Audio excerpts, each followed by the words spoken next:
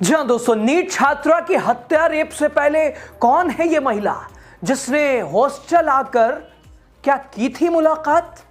आखिर आखिरी वक्त में इस महिला का क्या है कनेक्शन इस हत्या रेप से, और आखिर इस महिला को क्यों पुलिस ने गिरफ्तार कर फिर छोड़ दिया? पप्पू यादव ने सरेआम दबोच लिया, किसी को नहीं छोड़ेंगे, उठा लिया बेड़ा। दोस्तों, ये महिला कौन है?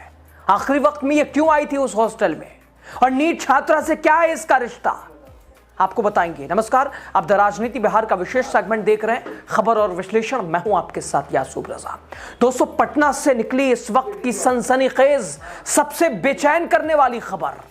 दोस्तों, नीट की तैयारी कर रही है एक छात्रा, जिसकी मौत को अब सिर्फ मौत कहना शायद सच्चाई से भागना होगा, क्योंकि हर दिन, हर घड़ी, हर पल, हर वक्त, हर घंटे इस केस में खुलासे हो रहे हैं, चौंकाने वाले, जो इसे और गहरा कर रहे हैं और गहरी साजिश की तरफ भी इशारा कर रहे हैं। दोस्तों, आज इस केस में सामने आया एक ऐसा ऑडियो वीडियो जिसने सिस्टम की नींव हिला दी, सम्राट चौधरी के दावों को हवा हवाई कर दिया, और जो आरोप लग रहे हैं, विपक्ष जो आरोप लगा रहा है संरक्षण का, उसे बल मिला है। वीडियो जारी किया है पूर्णिया से सांसद पप्पू यादव ने। सवाल पूछा है, उस रात हॉस्टल में ये कौन महिला घुसी आई थी? कौन है ये महिला? मिस्ट्री वुमेन का क्या है कनेक्शन? कौन है ये महिला? दोस्तों, पटना बिहार की राजधानी, शिक्षा का हब कहे जाने वाला शहर, और यही शंभू गर्ल्स हॉस्टल में रहकर एक नाबालिग छात्रा की, जो कि नीट की तैयारी कर रही थी, सपने डॉक्टर बनने के थे उसके, लेकिन जो हुआ उसने पूरे बिहार को हिला दिया, झकझोर दिया। छात्रा के संदिग्ध हालत में मौत, शुरुआती जानकारी और उसमें दुष्कर्म और हत्या की आशंका, दुष्कर्म के बाद हत्या की आशंका, और तभी से सवालों के घेरे में हॉस्टल प्रशासन, पटना पुलिस, बिहार सम्राट की पुलिस और राज्य की कानून व्यवस्था। दोस्तों, इस पूरे मामले में सबसे मुखर आवाज बने हैं पूर्णिया सांसद पप्पू यादव। एक तरफ आप देखिए, तेजस्वी आज से बिहार बजट सत्र भी शुरू हो गया है। तेजस्वी यादव व्हील चेयर पे पहुंचे, लेकिन आंखों में गुस्सा था। नीट छात्रा के इंसाफ की कहानी थी। नीतीश सरकार भागती नजर आई जिम्मेदारियों से, केस को दिल्ली रेफर कर दिया, सीबीआई संभाले अब, और पप्पू यादव भी लगातार, लेकिन ये मान के चलिए अब छोड़ने वाले नहीं है। सड़क से संसद तक लगातार पप्पू यादव अब इस केस को अपने लिए उन्होंने जिम्मा बना लिया है, बेड़ा उठा लिया है। उधर सोशल मीडिया से थाने तक पप्पू यादव लगातार सवाल पूछ रहे हैं।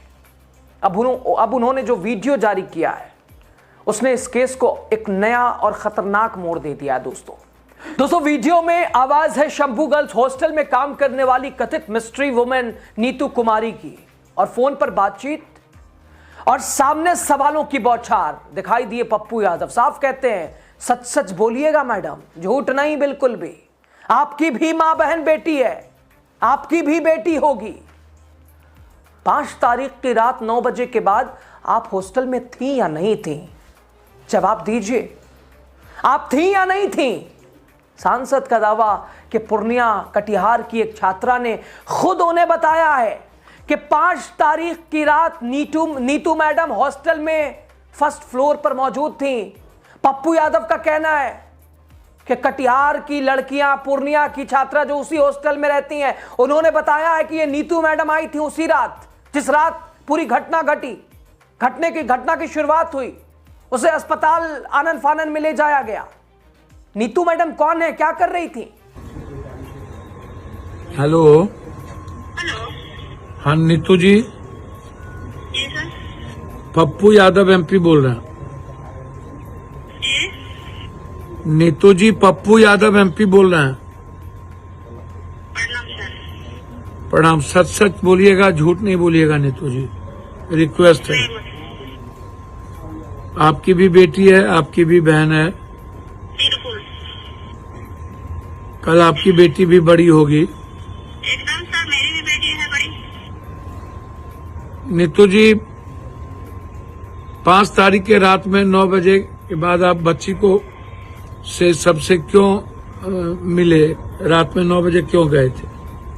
क्या सर? 5 तारीख की रात में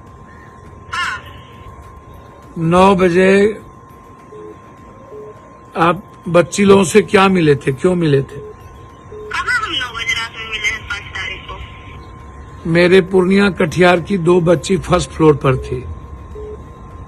वो बिल्कुल हमसे कल रात सारी डिटेल बात उन्होंने बताई। बच्ची को नाम बताइए, हम भी बात करेंगे बच्ची से।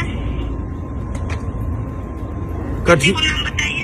कटिहार की है, हम बोल चुके हैं कल। नाम आप बच्ची को बताइए ना सर। नीतू जी, मैं बोल चुका हूँ। वीडियो पर सुन लीजिए। मैं बोल चुका हूँ।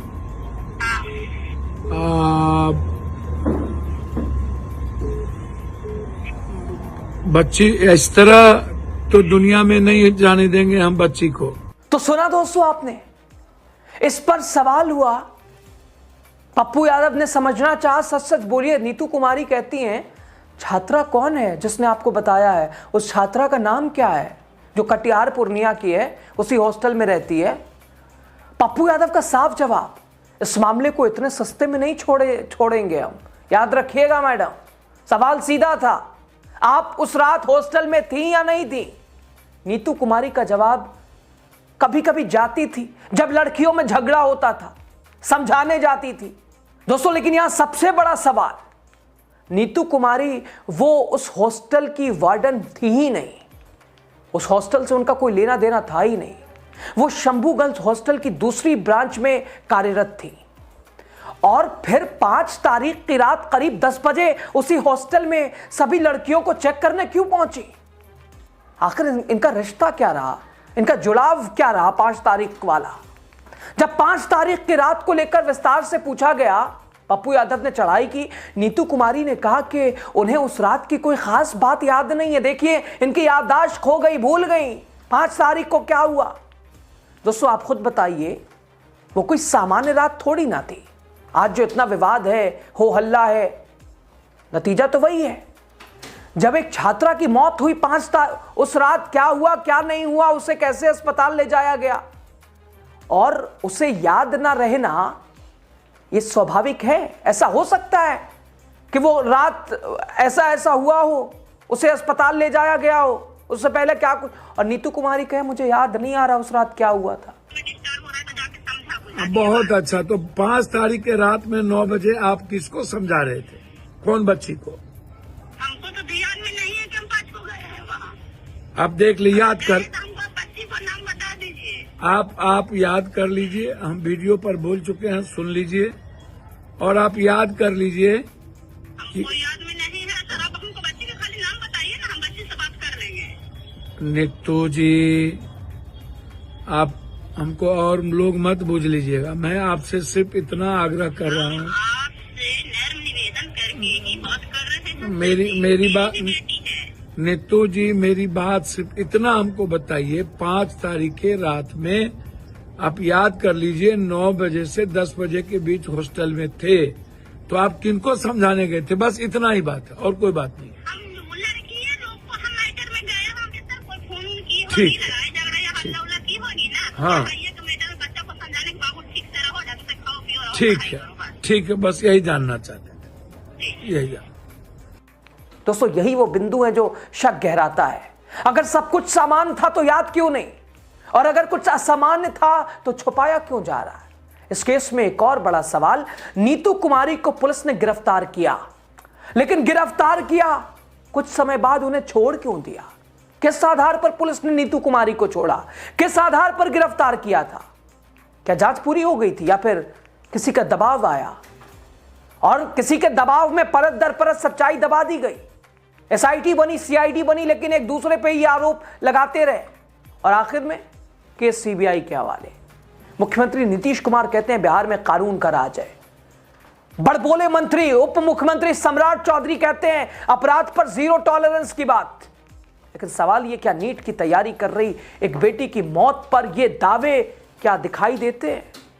जब हॉस्टल सुरक्षित नहीं, जब वार्डन सवालों में हो, जब पुलिस जवाब देने से बचे, तो जिम्मेदारी किसकी? आखिर इस महिला का कनेक्शन क्या है? 5 तारीख रात 10 बजे यह महिला उस हॉस्टल में क्या कर रही थी? पप्पू यादव ने बेड़ा उठा लिया है। बहरहाल खबर पे आपकी राय बताइएगा जरूर।